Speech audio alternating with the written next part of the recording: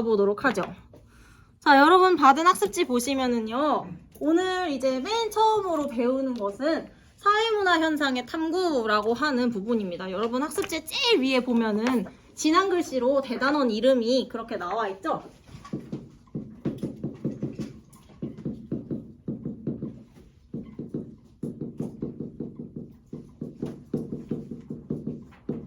우리 과목 이름이 뭡니까, 여러분? 사회문화죠. 이 사회문화라고 하는 과목에서 주된 탐구 주제로 삼고 있는 현상이 바로 사회문화 현상이에요. 그래서 첫달 첫 시간에 사회문화 현상이라는 게 뭐냐를 배우는 거라고 생각하시면 됩니다. 밑에 내려가 보시면 사회문화 현상의 특성이라고 하면서 사회문화 현상이랑 자연현상 이렇게 두 가지가 나와 있죠. 사회문화 현상이 일단 뭐냐 의미를 보시면 됩니다. 사회문화 현상이란 첫 번째 보시면 빈칸의 모든 사회활동 및 이와 관련된 현상이라고 나와 있죠. 빈칸에다가는 인간을 넣으시면 돼요. 인간. 사람의 모든 활동을 사회문화 현상이라고 한다라고 생각하시면 돼요. 아주 쉽게 이야기를 해보자면. 그렇다면 이 사람의 활동이라는 것은 어떤 특징을 가지냐? 인간의 활동은 인간의 의지와 노력이 들어간다는 특징을 갖죠. 여러분이 지금 제가 하는 말을 듣고 열심히 필기를 하고 있잖아요. 그쵸? 이 필기를 하는 것도 대표적인 사회문화 현상이라고 할 수가 있죠. 왜? 여러분이 필기를 하는 이유가 뭐예요, 지금? 그래, 너 나랑 눈 마주치는 게 왜 물어보잖아. 필기 왜 하니? 너 맞아요. 안경 쓴 친구. 맞아, 너야. 기억하려고. 그래, 뭔가 기억을 해야겠다. 선생님이 하는 이야기를 기억해서 궁극적으로 내가 사회문화에서 뭔가 좋은 성과를 내야겠다라고 하는 의지가 담겨있는 행동이잖아요. 그 사회문화 현상이죠. 제가 지금 강의를 소리 높여서 하고 있는 것도 사회문화 현상이죠. 그쵸? 내가 아이들에게 이 내용을 잘 가르쳐야겠다라고 하는 의지가 담겨있는 행위라고 할 수 있기 때문에 이 밖에도 뭐 너무 많죠. 아침에 학교에 걸어오는 거, 학교를 가서 수업을 들어야겠다라고 하는 의지가 반영되어 있는 행동들이다. 너무 많습니다. 사회문화 현상은. 자, 그럼 반면에 자연현상이라는 것은 무엇이냐? 여러분 학습지 보면 자연계에서 빈칸, 일어나는 모든 사물의 현상 이렇게 나와 있죠? 그 빈칸에는 스스로 일어나는 모든 사물의 현상이다. 자연계에서 스스로 일어난다는 거는 무슨 뜻이냐? 아까 사회문화 현상 같은 경우에는 인간의 의지와 노력이 들어가는 거라고 했잖아요. 그럼 자연계에서 스스로 일어나는 것은 인간의 의지와 노력이 들어가는 걸까? 안 들어가는 걸까? 둘이 대비되는 개념이니까 안 들어가는 거겠죠. 그래서 인간의 의지와 노력이 들어가지 않는 모든 현상을 자연현상이라고 합니다. 예를 들면 자연계에서 우리의 의지와 상관없이 그냥 지절로 일어나는 것들이 다 이제 자연현상이라고 할 수 있는데요. 예를 들면 며칠 전에 경칩이라는 절기가 있었어요. 경칩. 우리 절기 있잖아. 절기 중에 경칩이었거든요. 경칩 뭔지 알아요, 여러분? 설마 몰라서 가만히 있는 건 아니겠죠. 사실 저도 몰랐어요. 경칩은 뭐냐면은 개구리가 겨울잠에서 깨어나는 때를 경칩이라고 해요. 여러분, 개구리가 겨울잠에서 깨어나는 거는 사람들이 깨워서 깨어난 거예요? 아니죠. 그냥 지가 깨어난 거지. 그러니까 이런 게 대표적인 자연현상이죠. 그러니까 경칩 자체가 자연현상이라기보다는 개구리가 겨울잠에서 깨어나는 현상. 괜히 이걸로 했어. 너무 길어. 뭐 이런 게 이제 자연현상이라고 할 수 있죠. 여러분 오늘 날씨 어때요? 창밖을 한번 봐보세요. 날씨 어때요 오늘? 날씨가 맑죠? 이런 것도 다 자연현상이죠. 사람의 의지를 가지고 날씨가 맑아진 게 아니잖아요. 그냥 지 혼자 맑은 거지. 그쵸? 이런 것들이 다 자연현상이다. 그래서 쉽게 이야기하면 사회문화현상과 자연현상을 구분하는 기준은 뭐다? 인간의 의지와 노력이 있는 거냐 없는 거냐 이걸 가지고 구분을 한다라는 것입니다. 놀랍게도 이 내용을 가지고 우리 수능 1번이 항상 출제가 돼요. 이것만 가지고 나오진 않겠죠. 그래서 수능 1번에 주로 나오는 것은 사회문화 현상과 자연현상이 가지고 있는 특징을 가지고 나옵니다. 그래서 그 특징을 우리 어디에 정리할 거냐면 여러분 학습지에 표 있잖아요. 빈칸 뚫려있는 그 표에서 정리를 해보도록 할 거예요. 자, 여러분은 표를 보시면 되고 저는 표를 그려야겠죠.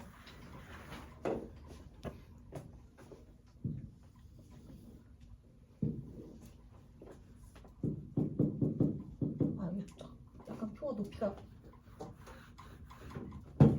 위에 하나 더 있어야겠다.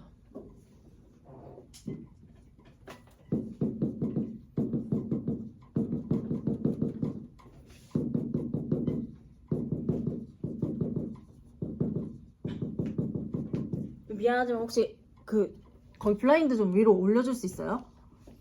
고마워요. 조금 어두워요. 뭔가 알 수 없이. 이 교실이 되게 전 지리적으로 여기가 되게 마음에 들거든요. 작년에도 여기가 되게 마음에 들었는데 밝은데 내려놓으니까 너무 어두웠어. 5줄짜리죠? 우리 표가. 자, 5줄짜리 표입니다.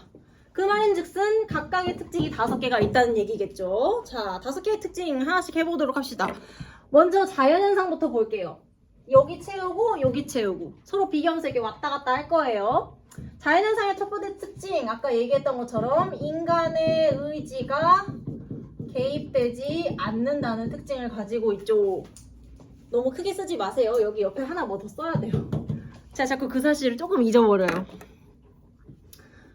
이 자연현상은 아까 말씀드렸던 것처럼 인간의 의지와 상관없이 그냥 그렇게 존재하는 거예요. 그쵸? 개구리가 깨어나는 것도 우리가 의지한 게 아니고요. 그 다음에 계절이 바뀌는 것도 우리가 의도한 게 아니죠. 그래서 이거를 문제를 낼 때 다른 말로 뭐라고도 하냐면요. 자연현상은 존재 법칙을 따른다 라고도 표현합니다. 같은 말이에요. 근데 왜 존재 법칙이냐면 제가 말씀드렸던 것처럼 자연물은 인간의 의지와 상관없이 그냥 그렇게 존재하는 것이기 때문에 존재 법칙이다 라는 표현을 사용하는 겁니다. 같은 말입니다. 어렵게 생각 안 하셔도 돼요.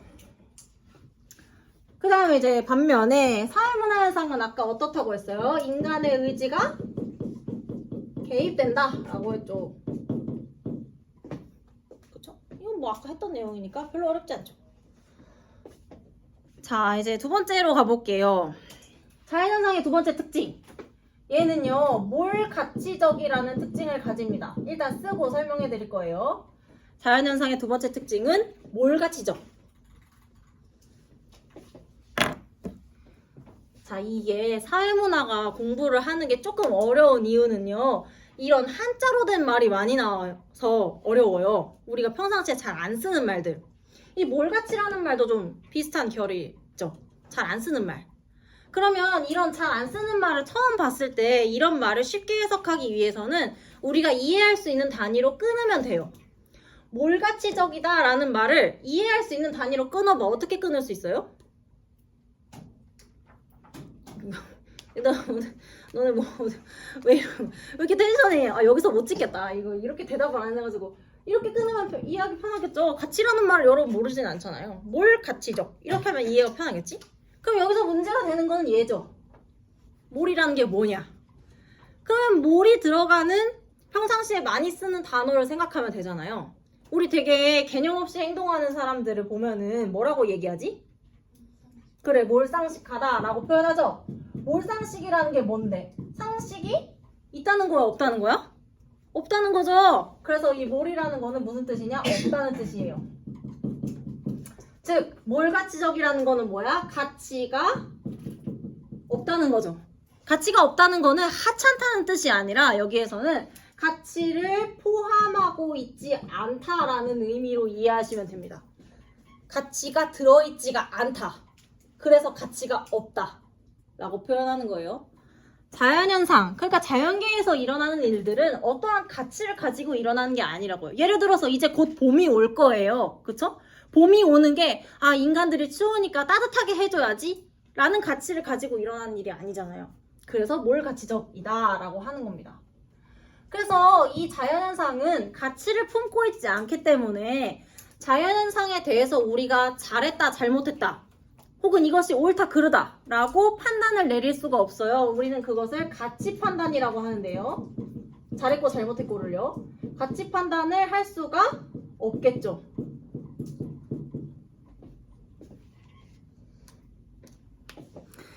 예를 들면 이런 거죠.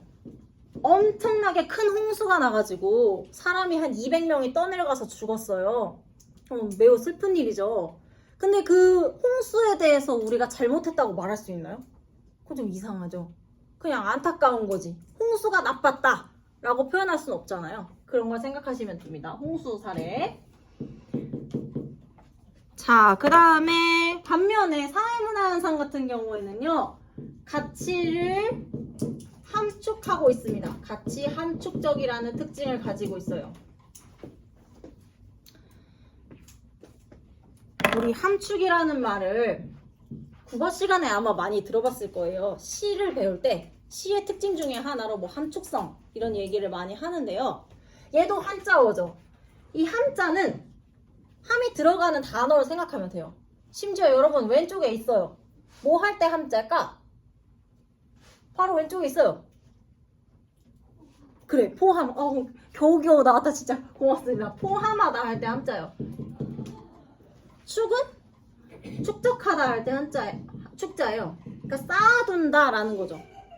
그러니까 함축이라는 거는 포함하고 축적한다. 즉 사회문화 현상은 가치를 포함하고 있다라는 뜻이죠. 가치를 가지고 있다. 여러분이 지금 수업을 듣는 것도 제 말이 듣기가 좋아서 듣는 게 아니라 나는 사회문화를 열심히 해서 좋은 성적을 내야지 라고 하는 본인의 가치가 반영되어서 이런 행동을 하고 있는 거잖아요. 그쵸? 사회문화 현상은 그래서 가치를 지니고 있다. 가치 함축적이다 라고 이야기를 하는 겁니다. 그렇기 때문에요. 사회문화 현상에 대해서는 잘했다, 잘못했다 라고 하는 가치 판단이 가능하다 라고 할 수가 있겠죠. 어떤 행동을 했을 때 그 뒤에 있는 가치관이 잘된 건지 잘못된 건지에 대해서 판단을 할 수 있다 이 말이에요. 잘한 행동과 잘못된 행동을. 우리가 이것을요 같은 말로 뭐라고도 표현을 하냐면은 당위 법칙을 따른다 혹은 당위성을 지닌다 라고도 표현합니다. 하여간 당위라는 표현이 나와요. 사회문화 현상에는요. 이것도 이제 설명을 해드릴게요. 한자어니까요.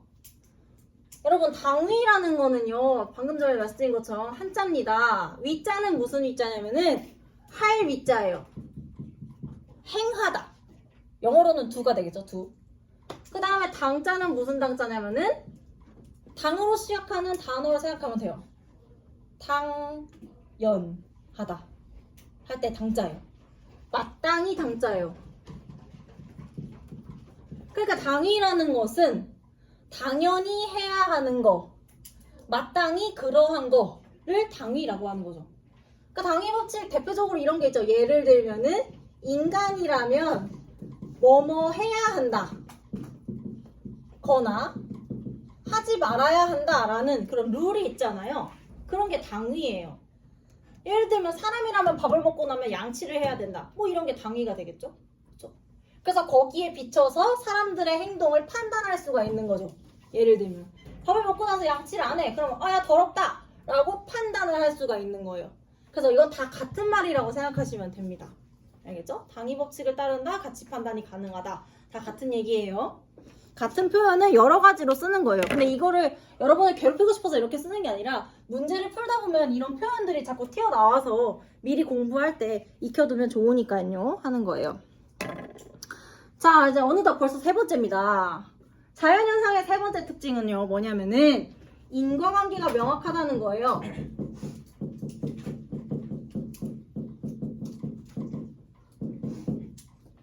인과관계가 명확하다.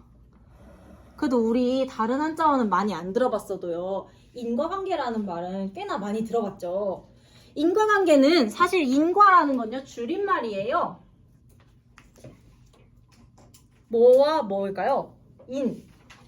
뭐의 줄임말일까? 원인. 그렇죠. 원인과 얘가 원인이니까 얘는 뭐겠어요, 얘들아? 그렇죠. 결과. 아유, 이렇게 겨우겨우 대답하네, 진짜. 원인과 결과와의 관계예요. 원인과 결과와의 관계가 명확하다는 것은 무슨 말이냐? 원인이 있으면 반드시 결과가 따른다는 게 인과관계가 명확하다는 뜻이에요. 예를 들면 이런 거죠. 자연과학에서의 인과관계는 이런 거죠.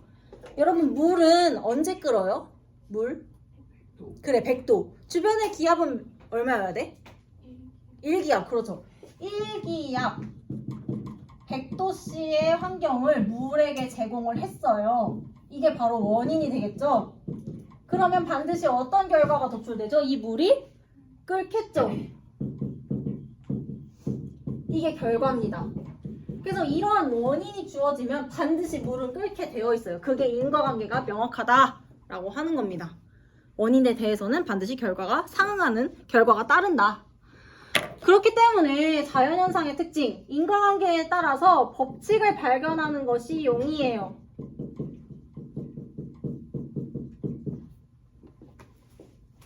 예를 들면 이런 거죠. 물은 100도씨, 1기압 100도씨에서 끓는다. 법칙이죠. 늘 그러한 거니까. 그래서 이러한 법칙을 따라서 우리는 자연현상에 대해서는 정확한 예측이 가능해요.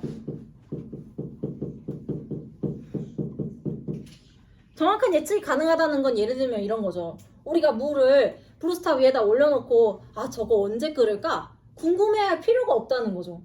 100도가 되면 끓는다는 걸 우리는 알고 있으니까 정확하게 언제 끓을지 예측이 가능하다라는 게 자연현상의 법칙이죠. 이 세 가지가 사실 다 같은 말이에요. 이걸 이렇게도 표현하고 이렇게도 표현하고. 그래서 외우실 필요 없습니다. 그냥 같은 말이라는 걸 알고 계시면 돼요. 자, 그러면 반면에 사회문화 현상은 어떤 특징을 갖냐? 인과관계가 불명확하다는 특징을 가지고 있어요. 그러니까 사회문화 현상은 원인과 결과와의 관계가 이렇게 100%라고 할 수가 없다라는 거죠. 그래서 예를 들면은 일단 이거지. 그래서 정확한 법칙을 발견하는 것이 뒤에 뭐라고 쓰면 좋을까요? 얘는 법칙 발견 가능이니까 불가능이라고 쓰고 싶지만 사실 불가능이 아니에요. 어려움이에요. 제가 그래서 일부러 틀리라고 물어봤어요.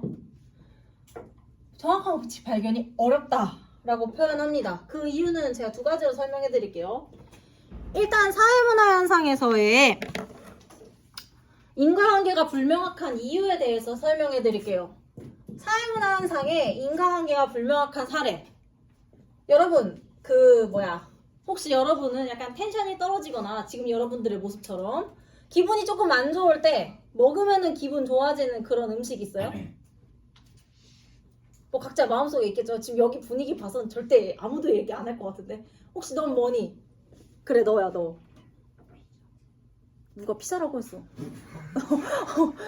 너는 뭐니? 치킨, 그래, 그런 거. 예를 들어, 난 치킨을 먹으면 좀 기운이 난다. 이런 게 있어요. 저도 있어요. 저는 아이스크림이거든요. 저는 아이스크림을 먹으면은 조금 텐션이 떨어질 때 기분이 좋아져요. 그래서 여러분 한 9월 달쯤에 교무실에 오시면 제가 아이스크림을 먹고 있는 모습을 많이 볼 수가 있어요. 그때가 3학년 담임선생님이 제일 바쁘거든요. 어쨌든 그래서 저는 기분이 별로 안 좋을 때 기분이 안 좋은 김지수에게 아이스크림을 공급을 한다 라고 하는 원인이 주어지면요, 저는 대부분의 경우에 기분이 좋아져요. 이렇게 글씨가 이렇게 저 마음이 급한가 봐요. 이런 결과가 도출되는 거죠. 지금 뭐 하냐면 이것처럼 한번 표현해 본 거예요. 저라는 사람의 심경 변화라는 사회문화 현상을 이렇게 한번 표현해 봤어요. 자, 그런데 저는 대체적으로 기분이 안 좋을 때 아이스크림 먹으면 기분이 좋아지지만, 예를 들어서 내가 기분이 안 좋은 이유가 남자친구가 바람난 걸 알아가지고 지금 너무 기분이 안 좋아요. 근데 아이스크림 먹으면 기분 좋아질까요? 아니겠죠. 그러니까 사회문화 현상은 자연현상에서는 이러한 원인이 주어지면 반드시 이 결과가 도출돼요. 100%예요. 근데 사회문화 현상은 100%라고 할 수가 없다는 거죠. 그것을 인과관계가 불명확하다. 원인과 결과와의 관계가 100%가 아니다 라고 표현하는 거고요. 그래서 사회문화 현상은 정확한 법칙을 발견하는 게 어렵다고 했습니다. 제가 왜 불가능이 아니라 어렵다고 했냐면요, 두 번째 예시 생각하시면 되는데요. 여러분 작년에 경제 배운 사람들 있죠? 경제 배운 사람? 그래요. 눈치 보다가 들고 있어. 제가 뭐 물어볼까봐 지금 뭐 못 드는 거죠? 그래 너 하늘 색깔. 그래. 경제에서 기억나는 혹시 법칙 있어요? 진짜 아무거나. 대부분 이건 다 알아요.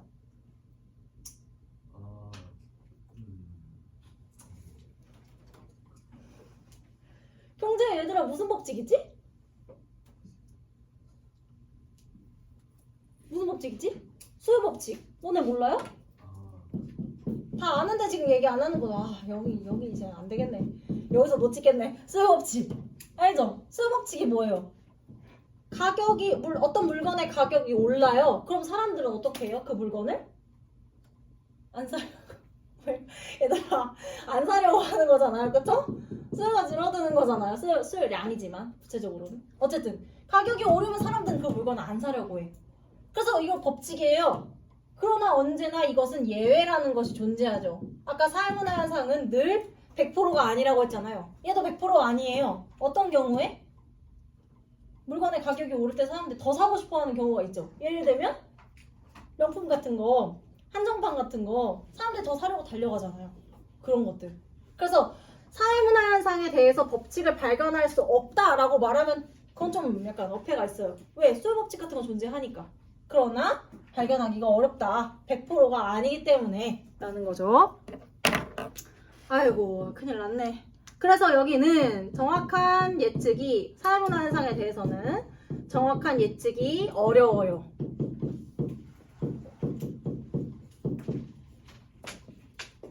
알겠죠? 내가 예를 들어서 물건을 파는 사람인데 내가 파는 물건의 가격을 올렸을 때 사람들이 이걸 더 사고 싶어 할지 덜 사고 싶어 할지 예측하기 어렵다는 거죠. 왜? 내가 파는 물건이 어떤 것이냐에 따라서 그건 되게 달라지는 문제니까. 그래서 정확한 예측이 어렵다. 다 똑같은 얘기예요. 자, 이제 네 번째로 가볼까요? 자연현상의 네 번째 특징. 이 위의 칸이랑 사실은 같은 말이에요. 네 번째는.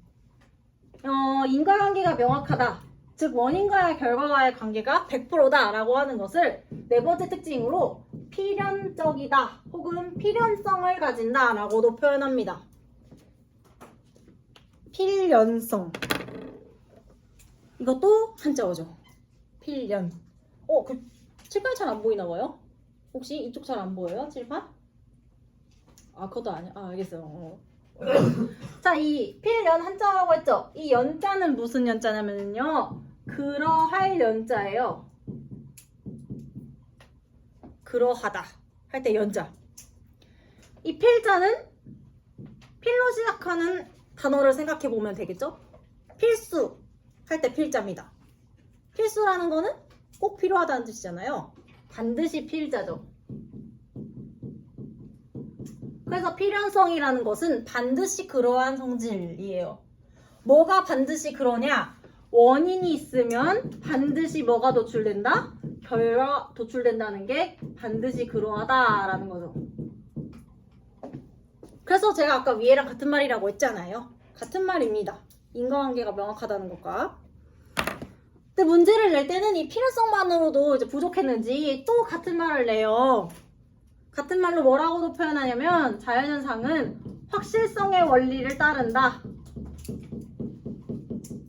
라고 표현합니다. 제가 같은 말이라고 말씀드렸죠? 확실성, 확실해요. 뭐가 확실해? 원인이 있으면 반드시 결과가 나오는 게 확실해. 그래서 다 같은 말이에요. 위에 칸이랑 이 5개 쓰여 있는 모든 게 사실상 다 같은 말이다.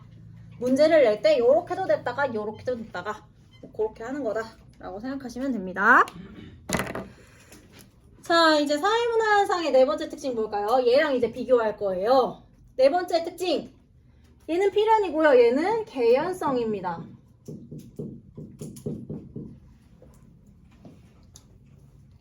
개연성. 근데 이제 어느 정도 눈치를 챘겠지? 이 연자 무슨 연자겠어요, 여러분? 그래, 말고 그 꿈뻑거리지 말고 그냥 말을 해. 연자 무슨 연자야, 얘들아? 그러할 연자예요. 너네 굉장히 샤이하구나. 그럴 수 있어요. 자, 첫날이니까 개짜는 이거 사실 그 평상시에 우리가 말할 때 잘 사용하지는 않는 단어인데 빈도를 나타내는 단어 중에 개자가 들어가는 단어가 있어요. 빈칸, 개. 두 글자거든요. 개로 끝나는 단어인데 빈도를 나타낼 때 쓰는 단어. 영어 단어 해석할 때 많이 나와요. 우리 usually 이거를 사전을 찾아보면 그게 나옵니다. 맞아. 대개. 누가 대개라고 했어. 안 했어도 했어. 대개 할 때 개자입니다. 대개라는 건 무슨 뜻이냐? 어떤 의미예요? 대개라고 하면 뭔가 들었을 때 생각나는 이미지. 예를 들어 한 10번의 사건이 있다. 그러면 한 8, 9번 정도가 대개잖아요. 그거 맞습니다. 그래서 이 개연이라는 거는 대부분의 경우 그러한 성질, 쉽게 말하자면 한 10 중에 8, 9 정도?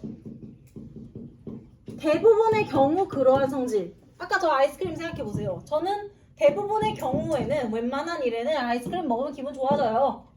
근데 너무 빡이 칠 때는 아닌 거지. 알겠죠? 얘도요. 위에랑 다 같은 말인데 또 비슷하게 표현하는 말이 있어요.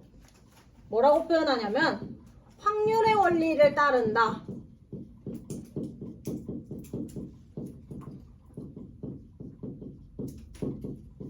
라고도 표현합니다. 출제를 할 때는요. 확률의 원리라는 거는 뭐냐? 이 10중 8구 있잖아요. 제가 한 10번 중에 8, 9번 정도는 이라고 하면서 이 표현을 썼죠. 이거 확률로 표현하면 80에서 90%잖아요. 그럼 같은 말이에요. 다. 알겠죠? 같은 말.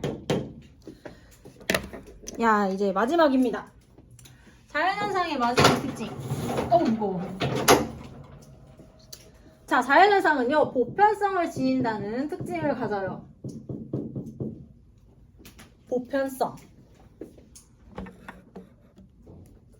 이 보편성이라는 말이 뭔가 좀 잘 쓰이면서도 딱 꼬집어서 말하기 굉장히 어려운 단어인데 여러분 혹시 보편적이다 라는 말을 들으면은 어떤 느낌이 들어요? 보편적이다. 한 명도 안 하는 걸 보편적이라고 할까? 아니면 여러 명이 다 하는 걸 보편적이라고 할까? 1, 2만 골라봐. 1이야, 2야? 그래. 야, 너네 대답도 이렇게 하네. 그래, 두 번째 경우겠죠. 대부분의 사람들이 다 하는 거. 그런 걸 보편적. 그래, 시리야, 조용히 해. 그래. 아무튼 그렇게 되는 거죠. 근데 사회문화에서 보편성이라고 하는 거는요. 두 가지 기준을 가지고 이야기한다고 생각하시면 돼요. 방금 전에 사람들 누구나 다 하는 거라고 했잖아요. 그건 맞거든요. 근데 뭐와 상관해서 다 하는 거냐면은 좀 지워야지. 헷갈릴 수도 있으니까. 시대와 장소에 상관없이 누구나 다 하는 거. 그래서 저는 보편성을 시대와 장소에 상관없이 언제나 그러한 성질이다 라고 정의를 합니다. 이렇게 기억해두면 편해요. 두 가지만 따지면 되니까요. 그러니까 시대와 장소에 상관없이 언제나 성립한다는 거예요. 자연현상은. 예를 들어 아까 물이 1기압 100도씨에서 끓는 거 지금도 그렇지만 옛날에도 그랬겠죠. 그쵸? 우리나라에서도 그렇지만 다른 나라에서도 그렇겠죠. 똑같은 조건만 갖춰지면. 그래서 보편성을 갖는다. 반면에 이 사회문화 현상이라는 것은 보편성만 가지는 것이 아니라요. 보편성도 갖고요. 특수성도 가집니다. 동시에 가져요.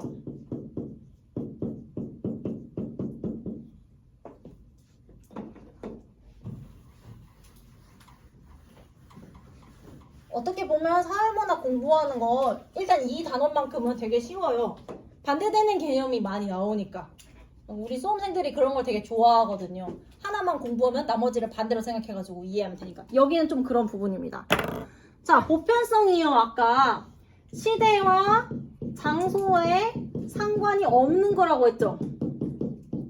다 똑같이 하는 거라고 했잖아요.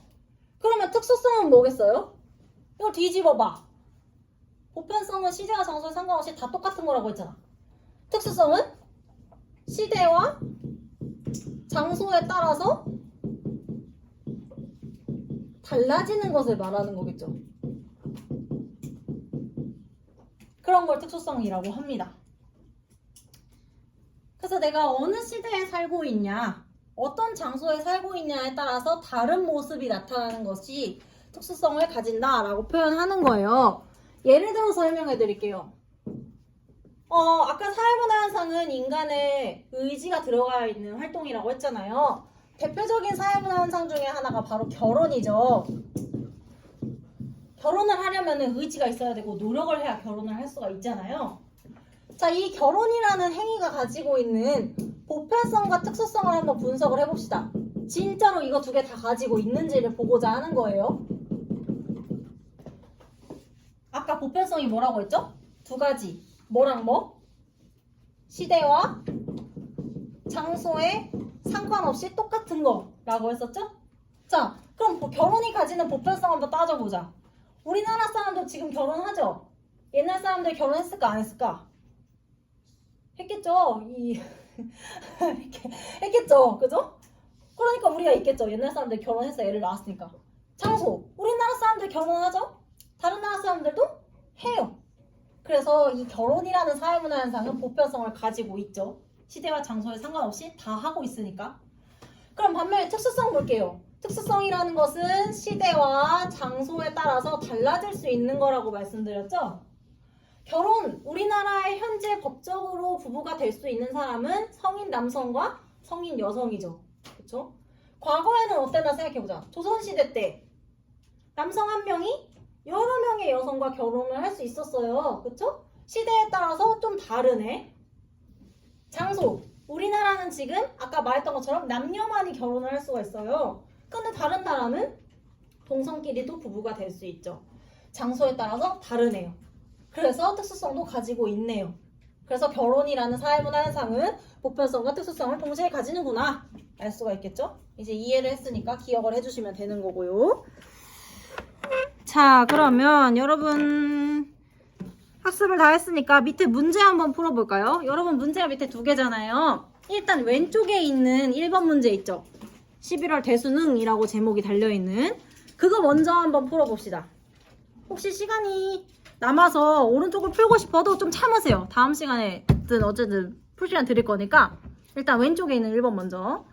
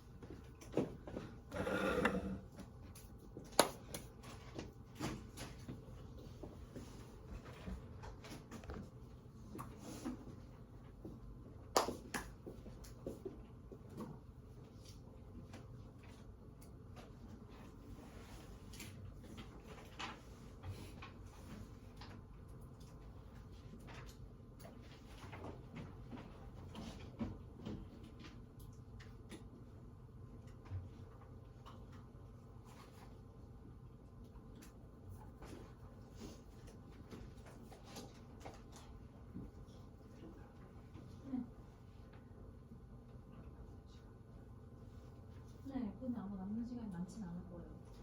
뭐 어쨌든 이것은 너의 자유니까. 저는 그런 거 가지고 뭘 하진 않아요.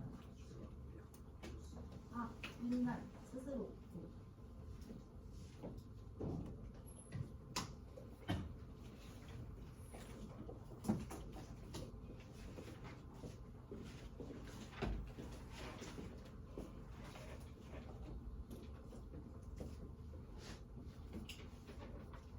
사람마다 푸는 속 차이가 좀 있어가지고 한 24분쯤 풀이를 시작하면은 요거까지 하고 그냥 딱 마칠 것 같거든요. 근데 왜 답이 갈리지? 이거 별로 어려운 문제 아닌데. 오른쪽 거는 조금 어려울 수도 있나? 아니에요. 근데 어차피 그거니까. 이건 수능 문제고 여러분은 이거 배운 지 얼마 안 됐으니까 틀릴 수 있죠. 얼마든지. 그리고 여러분 그 문제를 풀 때 여러분이 가져야 되는 마음가짐에 대해서 얘기를 하자면 우리 수업 시간에 문제를 풀 때 맞고 틀리고 그 자체는 전혀 중요하지 않아요. 제가 늘상 하는 얘기가 뭐냐면 우리가 수능을 보기 전에 그러니까 수능 문제가 아닌 이상 모든 문제는 다 연습을 하기 위한 문제예요. 그러니까 이거의 의미는 얘를 내가 맞았나 틀렸냐가 아니라 이 문제 안에서 그 무엇도 내가 모르는 게 없는 상태로 넘어가는 게 중요한 거예요.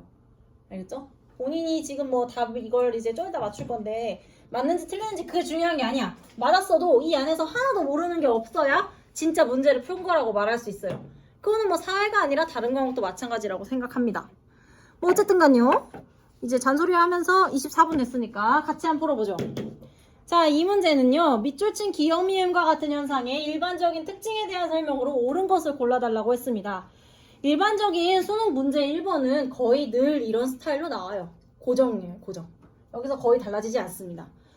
자, 그러면 기역에서부터 미음까지의 현상이 사회문화 현상인지 자연현상인지만 찾으면 되겠죠.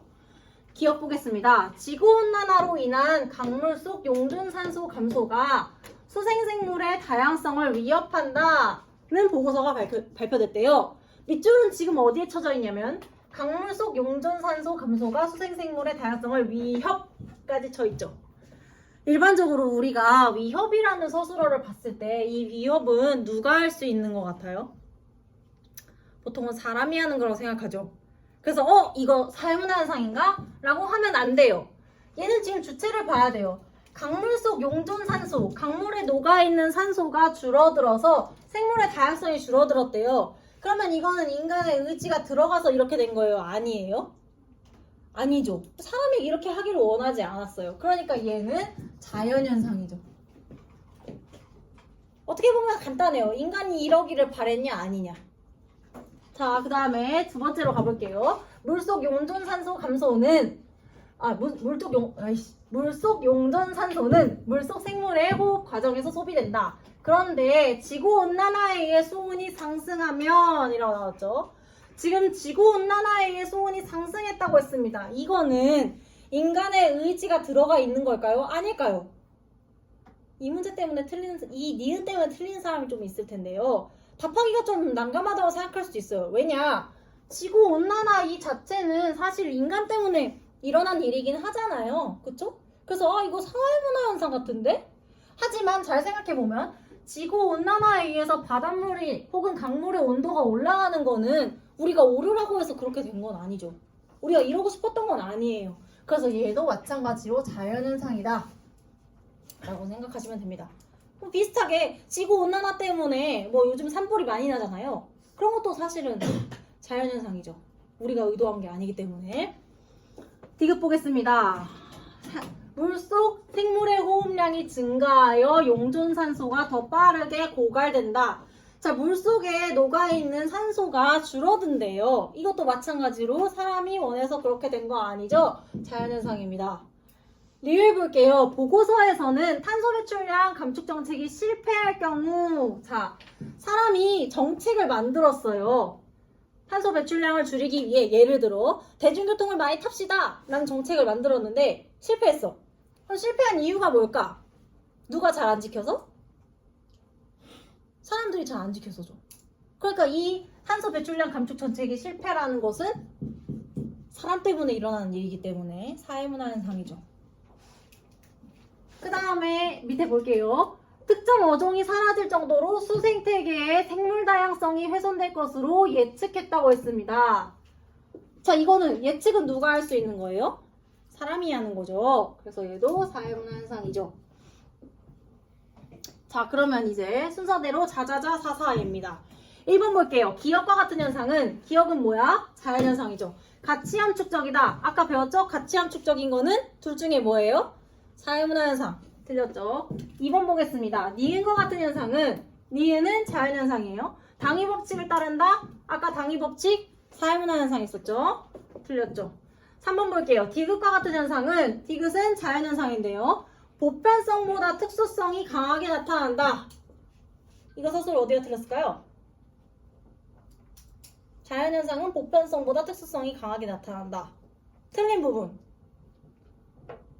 자연현상은 둘 중에 뭐만 갖는다고 했지? 보편성. 틀렸죠, 그래서 여기. 그래서 3번 틀렸습니다. 4번 볼게요. 리을과 같은 현상은 리을이 뭔데? 사회문화 현상이죠.